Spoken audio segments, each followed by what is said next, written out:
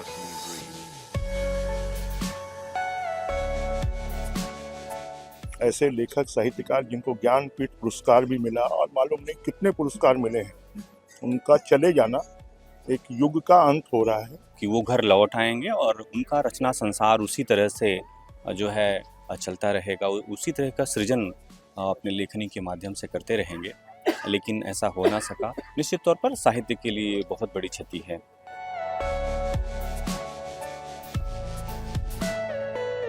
छत्तीसगढ़ के साहित्य क्षेत्र में आज बहुत बड़ी क्षति हुई है, क्योंकि छत्तीसगढ़ के सुप्रसिद्ध साहित्यकार विनोद कुमार शुक्ल ने कल एम्स अस्पताल में अपनी अंतिम सांस ली और आज मारवाड़ी शमशान घाट में उनका अंतिम संस्कार किया जा रहा है, जहां रायपुर के वरिष्ठ जन, पत्रकार और नेता सभी मौजूद हैं। आपको बता दें कि विनोद कुमार शुक्ल जी को साहित्य क्षेत्र के सबसे बड़े अवार्ड ज्ञानपीठ से नवाजा गया है। उन्हें अवार्ड मिला है, ज्ञानपीठ का अवार्ड मिला है और कविकार, कथाकार, उपन्यासकार, बहुत सारी श्रेणियां हैं विनोद कुमार शुक्ल जी के साथ जो जुड़ी हुई है।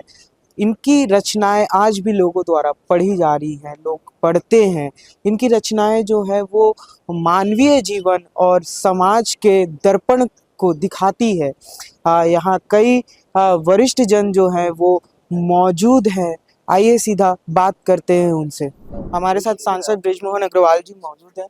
आज छत्तीसगढ़ के साहित्य क्षेत्र में सर बहुत बड़ी क्षति हुई है। विनोद कुमार शुक्ल जी का आज अंतिम संस्कार किया जा रहा है, आप भी पहुंचे हुए, क्या कहना चाहिए सर? देखिए, एक युग का अंत हो गया है। एक ऐसे मूर्धन्य साहित्यकार, लेखक जिन्होंने आम जनता से सरोकार रखा और छत्तीसगढ़ में रहकर उन्होंने पूरे देश में और पूरे विश्व में नाम कमाया।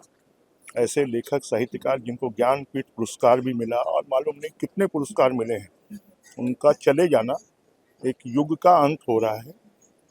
उनकी आत्मा को भगवान शांति दे और उनके परिवार को दुख सहन करने की शक्ति दे, यही भगवान से काम। सर आखिरी सवाल है सर, उनकी साहित्यिक धरोहर को अब संग्रहित करने के लिए आप लोगों ने कुछ निश्चित सोचा? रूप से उनकी साहित्यिक धरोहर को संग्रहित रखा जा सके और उनकी याद को, उनकी कृतियों को स्थायी बनाया जा सके, इसके लिए हम सरकार से अनुरोध करेंगे कि वो उसके लिए काम करे। तो ये थे हमारे साथ सांसद बृजमोहन अग्रवाल जी, जिनका कहना है कि उनकी साहित्यिक धरोहर को संग्रहित करने के लिए आगे आने वाले समय में कदम उठाया जाएगा। यहाँ और भी लोग हैं, उनसे भी बात करते हैं। हमारे साथ प्रेस क्लब के अध्यक्ष प्रफुल्ल जी मौजूद हैं। सर, आज छत्तीसगढ़ के साहित्य क्षेत्र में बहुत बड़ी क्षति हुई है। विनोद कुमार शुक्ल जी का आज अंतिम संस्कार किया जा रहा है, क्या कहना चाहेंगे सर? बिल्कुल, विनोद कुमार शुक्ल जी का इस तरह से जाना पूरी साहित्य बिरादरी के लिए और पूरी कला और संस्कृति बिरादरी के लिए एक बहुत बड़ी क्षति है। और हम सब उम्मीद कर रहे थे, वो अस्पताल में भर्ती थे, तो कि वो घर लौट आएंगे और उनका रचना संसार उसी तरह से जो है चलता रहेगा, उसी तरह का सृजन अपने लेखनी के माध्यम से करते रहेंगे। लेकिन ऐसा हो ना सका और कल जो है वो देवगति को प्राप्त हुए। निश्चित तौर पर साहित्य के लिए बहुत बड़ी क्षति है। आप व्यक्तिगत रूप से भी बहुत ज़्यादा उनसे कनेक्ट रहे हैं सर, क्या कहना चाहेंगे और उनकी क्या ऐसी बातें हैं जो आने वाली पीढ़ी तक पहुंचनी चाहिए सर? देखिए, विनोद कुमार शुक्ल जो है, जिस तरह की भाषा में उन्होंने एक साहित्य रचा है, साहित्य का संसार रचा है, वो आने वाली पीढ़ी के लिए वैसे भी यादगार रहने वाली है और आने वाली पीढ़ी अब उनके जाने के बाद उनके साहित्य से ही सीखेगी। विनोद कुमार शुक्ल ने साहित्य की एक नई भाषा गढ़ी, हिंदी की एक नई भाषा का उन्होंने विकास किया और उन्होंने एक सामान्य आदमी की जो भाषा होती है, उसको सामान्य आदमी की जो दिनचर्या होती है, जो उसका जीवन होता है, उसे अपना साहित्य में लाया। एक ऐसा व्यक्ति जो रायपुर जैसे शहर में रहता था, जिसको बहुत कम लोग जानते थे, लेकिन उसने जो साहित्य रचा उसको पूरी दुनिया जानती है।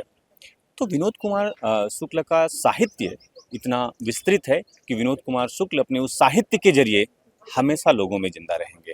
आखिरी सवाल है सर, आप प्रेस क्लब के अध्यक्ष हैं, पत्रकार हैं और पत्रकारिता में भी लेखन का बहुत बड़ा महत्व होता है और साहित्यकार के जीवन में भी लेखन का बहुत बड़ा महत्व होता है और साहित्यकार का जो साहित्य होता है वो धरोहर होता है। तो आने वाली जो पत्रकारिता की जो पीढ़ी है उन्हें विनोद कुमार शुक्ल की साहित्यिक धरोहर से जोड़ा रखा जाए, उसे लेके क्या आप लोग कुछ करने वाले हैं?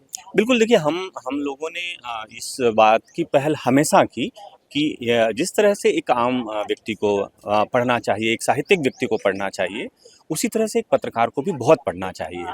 और इसी इसी उपक्रम में हमने रायपुर प्रेस क्लब में एक लाइब्रेरी जो है बनाई है। और जब उसका इनॉग्रेशन था तो विनोद कुमार शुक्ल जी खुद आए हुए थे, हमने उनको बुलाया था और उन्होंने हम सास्नेह, चूँकि लाइब्रेरी की बात थी, किताबों की बात थी और वो किताबों की दुनिया से प्यार करते हैं, इस वजह से वो कार्यक्रम में भी आए हुए थे। और हम चाहते हैं कि पत्रकार ज़्यादा से ज़्यादा पढ़ें। जब तक पत्रकार पढ़ेंगे नहीं, जब तक पत्रकार दुनिया को देखेंगे नहीं, समझेंगे नहीं, तब तक उनके अंदर जो वो करना चाहते हैं, जो दुनिया को दिखाना चाहते हैं, जो लोगों का दुख दर्द सामने लाना चाहते हैं, वो उस तरह से नहीं आ सकता है। आप दो तरह की चीज़ें होती हैं, आप या तो अपने अनुभवों से सीखते हैं या दूसरों का अनुभव जो किताबों में दर्ज है, उस अनुभव से सीख लेके आप अपना काम करते हैं। तो निश्चित तौर पर एक पत्रकार को बहुत ज़्यादा किताबें पढ़नी चाहिए। जब वो किताबें पढ़ेगा तो दूसरों के अनुभव से सीख लेगा और उस सीख का फ़ायदा उसको अपनी पत्रकारिता में मिलेगा। तो हमारे ऐसे प्रयास हैं और आने वाले दिनों में भी हम ऐसा प्रयास करना चाहते हैं। और इसी से रिलेटेड चीज़ है कि हम चाहते हैं कि जब पत्रकार, हमने कुछ पहल शुरू की है कि पत्रकारों को किताब लिखने पर जो है हम उनकी किताबों का पब्लिकेशन हम कराएंगे। और अगर हम जर्नलिज्म में कुछ फेलोशिप देना चाहते हैं, तो इस तरह के ऐसे तमाम प्रयास हैं जो पत्रकारों को ग्रास रूट से जोड़ना चाहते हैं, किताबों से जोड़ना चाहते हैं, लेखन से जोड़ना चाहते हैं, पाठन से जोड़ना चाहते हैं। ऐसे बहुत सारे प्रयास हम आने वाले दिनों में और भी करना चाहते हैं। बिल्कुल। हाँ, तो ये थे हमारे साथ प्रफुल्ल जी जो प्रेस क्लब के अध्यक्ष हैं और आज बहुत बड़ी क्षति हुई है छत्तीसगढ़ के साहित्य क्षेत्र में और विनोद कुमार शुक्ल जी का मारवाड़ी शमशान घाट में आज अंतिम संस्कार किया जा रहा है। हमारी आशा है कि जो उनकी साहित्यिक धरोहर है वो आने वाली पीढ़ी तक भी पहुँचे और वो जन्मों जन्मांतर तक और सदियों तक छत्तीसगढ़ के साहित्यिक क्षेत्र में अमर रहे और भगवान उनकी आत्मा को शांति प्रदान करे। कैमरामैन महेंद्र के साथ मैं राघवेंद्र पांडे, जनधारा 24/7।